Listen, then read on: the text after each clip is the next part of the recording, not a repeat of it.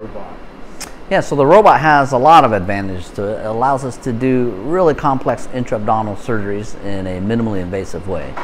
The robot itself allows us to do multiple articulation points within the abdomen, so we're able to better visualize critical structures like the blood vessels and different organs, and we're able to safely remove those with good margins, especially in cancer surgeries, as well as taking out critical structures such as a spleen that we're doing today. So conventionally, especially with the size of the spleen, most individuals would do it open, and that would require a pretty large incision in your abdomen from the midpoint of your abdomen all the way to the side of your abdomen.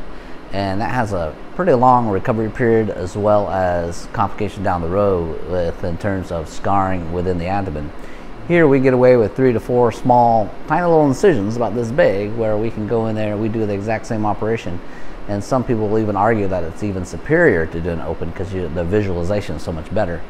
And you can take out the spleen in a much safer manner that way with less bleeding, and the recovery period is phenomenal. People either can go home the same day or the very next morning. I do most of all my operations laparoscopically, and those incisions are comparably small as well.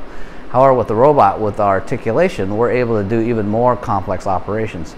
So as the need arises, we keep adding on, myself included, I keep adding on more and more operations that I do robotically, whereas in the past we wouldn't consider the robot. But the efficiency of the robot now and this type of instrumentations available allows us to do pretty much almost every general surgery procedure out there. Before, when we were doing minimally invasive surgeries with the small laparoscopic incisions, whether or not one was advantageous over the other was always a debate. But now, with the new generations of these robots, that's really kind of put those arguments to rest.